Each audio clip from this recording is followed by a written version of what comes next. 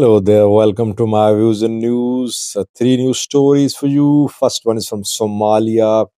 Somalia has signed a defense pact with Turkey.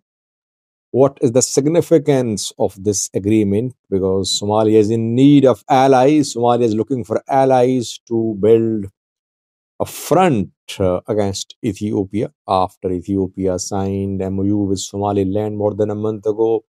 Ethiopia-Somalia tensions rose, and Somalia says that it will knock on all doors, even on those doors where it does not want to knock, to stop Ethiopia from setting foot on Somali territory. Secondly, viewers, Amhara region of Ethiopia were in Avoreda on Oromia Amhara border. On Amhara side of the border, heavy fighting ongoing between foreign and military for the last 3 days. And thirdly, Sasa Worki, Eritrean President, at last back home.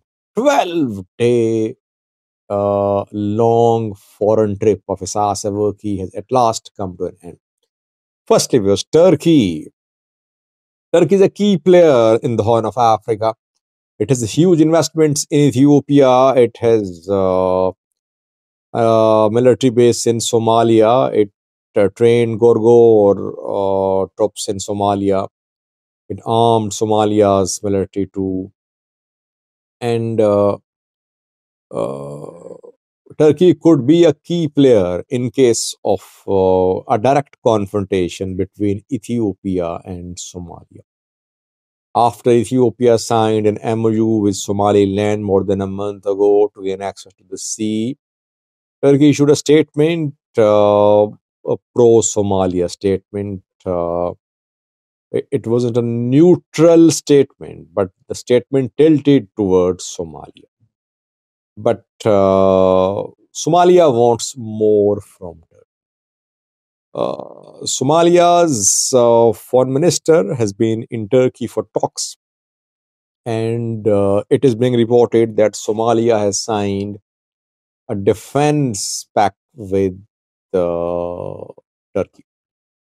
Abdul Qadir is the name of Somalia's minister who has been in talks with Turkish officials. And yesterday, Turkish news sources showed pictures of Somalia's minister with his Turkish counterpart, and the two were shown having signed the Defense Pact. Contents of the Defense Pact have not been made public, so we don't know what the two agreed on. But this development indicates that Somalia wants allies. It wants to get support of Middle Eastern countries, Horn of Africa countries, East African countries in its standoff against Ethiopia.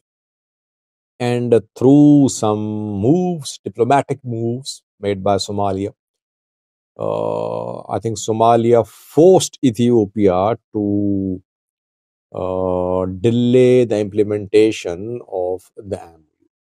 Though it's not that Ethiopia has abandoned or frozen the MOU which it signed with Somaliland.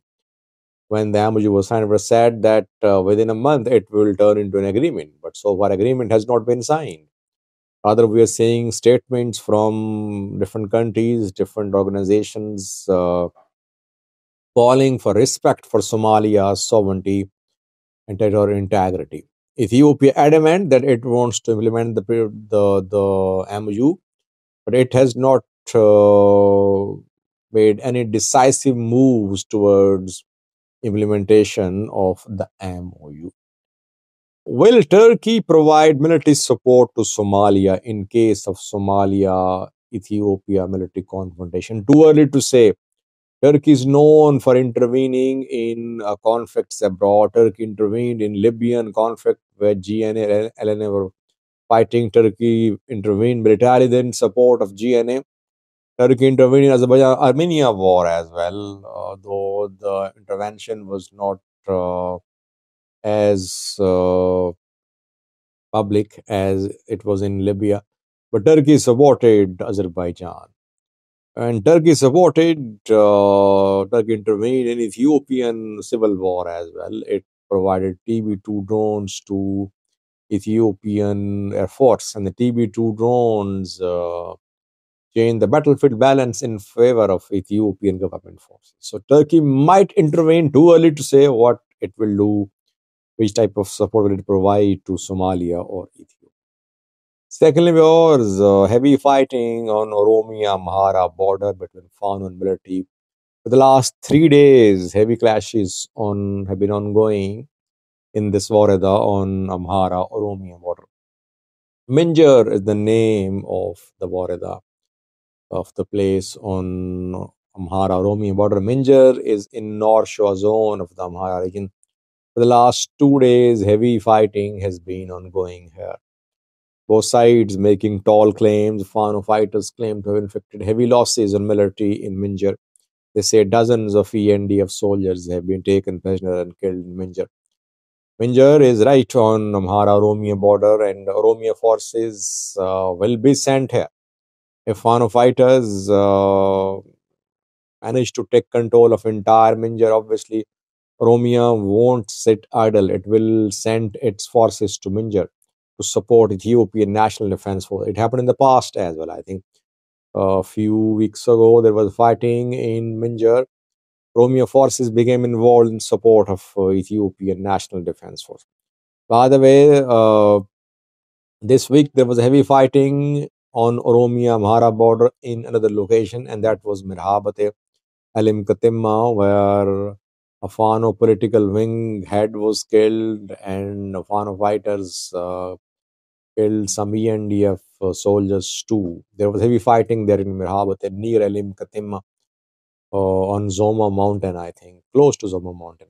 Now fighting again on Oromia-Amhara border, but in a different location, and that is in Minjar. Lastly, viewers, at last, Eritrean President is back home. Isas Afwerki has returned to Eritrea after a 12-day long foreign trip. It was on the 28th of January when Isas Afwerki departed for Italy. He was invited by Italian government to attend Italy-Africa summit. Other African leaders were invited too. Saseverki attended Italy-Africa summit. I think he was the last African leader to leave Italy, because we saw that on the sidelines of the summit. I think it was a 1 day or 2 day summit only. Saseverki held meetings there. He met with Hassan Sheikh of Somalia. He met with William Ruto of Kenya. And then he held meetings with Italian ministers. He held meetings with CEOs of organizations, NGOs, and companies, Italian companies. So why did he stay so long in Italy? What did he gain from this long visit? Any agreements signed between Eritrea and Italy? We don't know, but Italian ministers, I think, announced to visit Eritrea.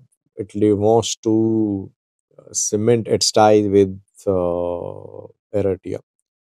And Isaias Afwerki's disappearance from his country for 12 days indicates that maybe there are no pressing issues which need to be handled by Isaias Afwerki in Eritrea.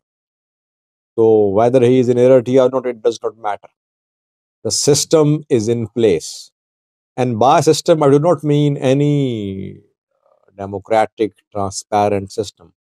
I mean, there is no threat of any uprising, and there are no big decisions to be made by Isaias Afwerki internally. That is why whether he is at home or not, it does not matter. So he can stay away from his country for 12 days. One minister was with him too, Usman Saleh. And the country was being run by his kitchen cabinet. Isaias Afwerki's disappearance also indicates that the man is keen to have ties with the West, though he's very critical of the West. He calls them colonialists, and he does not waste any opportunity when it comes to criticizing the West and US.